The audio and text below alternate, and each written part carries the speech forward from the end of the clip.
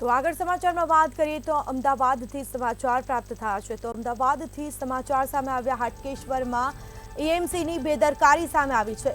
Kevin નાગર school પાસે ભૂવો પડ્યો તો ભૂવાને કોન્ટ્રાક્ટરે પુરાણ કરી અને ભરી દીધો છે। કોન્ટ્રાક્ટરની બેદરકારી છતી થઈ, ભૂવામાં ડમ્પર ગરકાવ થઈ જતા પોલ ખુલી। તો સમાચાર સામે આવી રહ્યા છે અમદાવાદના હાટકેશ્વરમાં એએમસીની આ બેદરકારી સામે આવી છે। કેવી નગર સ્કૂલ પાસે ભૂવો પડ્યો તો ભૂવાને કોન્ટ્રાક્ટરે પુરાણ કરી અને ભરી દીધો હતો। તો આ કોન્ટ્રાક્ટરની બેદરકારી સામે આવી છે। તો ભૂવામાં ડમ્પર ગરકાવ થતા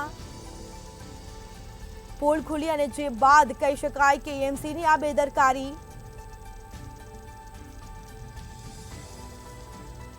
અને જેના કારણે આખો રસ્તો બ્લોક થયો હતો।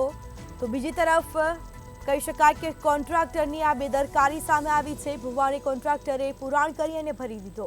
તો કેવીનગર સ્કૂલ પાસે આ ભૂવો પડ્યો હતો। હાટકેશ્વરમાં એએમસીની આ બેદરકારી સામે આવી છે। કેવીનગર સ્કૂલના ગેટની સામે 2 મહિનાથી પડેલા ભૂવાને જેમ તેમ કામ કરી અને અઠવાડિયા પહેલા જ પૂરી દેવાતા કોન્ટ્રાક્ટરની બેદરકારી છતી થઈ છે। તો એએમસીનું કચરો લઈને જતું ડમ્પર આજે એકાએક તેમાં ગરકાવ થતા તમામ કહી શકાય કે પોલ ખુલી। તો વધુ વિગતો સાથે સંવાદદાતા આપણી સાથે મહુદ દુધરેજા જોડાઈ ગયા છે। જી, અમદાવાદના હાટકેશ્વરમાં આ એએમસીની ઘોર બેદરકારી સામે આવી છે, શું માહિતી? જે પ્રમાણે અમદાવાદ શહેરની અંદર જે ભૂવા એક બાદ એક પડતા હોય છે, ત્યારે અમદાવાદના અમરાઈવાડી વિસ્તારની અંદર 24 કલાકની અંદર જે બીજો ભૂવો પડ્યો છે અને આ ભૂવો જે પડ્યો છે તેની અંદર જે કોર્પોરેશનનો કચરાનો જે ટ્રક હતો તે ફસાઈ ચૂક્યો છે અને સાથે જ આ જે ભૂવો છે તેને રિપેરિંગ થોડા સમય પહેલા જ કરવામાં આવ્યું હતું, પરંતુ આ જે ભૂવો છે તેની કામગીરી યોગ્ય કોન્ટ્રાક્ટર દ્વારા કરવામાં આવી, માટીનું પુરાણ યોગ્ય રીતે કરવામાં ના આવતા આ જે ભૂવો છે તેની અંદર આ જે કચરાનું ટ્રક જે છે તે આખું ફસાઈ ગયું હતું અને સાથે જ સ્થાનિકોમાં પણ એક ક્યાંક રોષ જોવા મળી રહ્યો છે કે કરોડો રૂપિયાનો ખર્ચો કર્યા બાદ પણ આ રીતે એક બાદ એક જે ભૂવા છે તે પડતા હોય છે, જેના લીધે લોકોમાં પણ સવાલ ઉઠે છે કયા પ્રકારની કામગીરી કોર્પોરેશન કરે છે, જેના લીધે આ જે સમસ્યા છે તે થઈ રહી છે। જી મેં ઘણી વાર એએમસીની આવી જ બેદરકારી સામે આવતી હોય છે કે ભૂવા પડે છે ને તેને ભરી દેવામાં આવે છે, પરંતુ ક્યાંક કોકનો અકસ્માત સર્જાય, કોકનો જીવ જાય અને પછી જ રસ્તા બનાવવામાં આવે છે। તો ક્યાંક ને ક્યાંક આમાં તંત્રની ઘોર બેદરકારી સામે આવી। જે પ્રમાણે અમદાવાદ શહેરની અંદર એક બાદ એક જે ભુવાનગરી તરીકે ભૂવા પડ્યા બાદ ભુવાનગરી જે થઈ રહી છે, ત્યારે આ જે કામગીરી છે તે યોગ્ય થતી નથી, જે વસ્તુ પણ સામે આવી છે।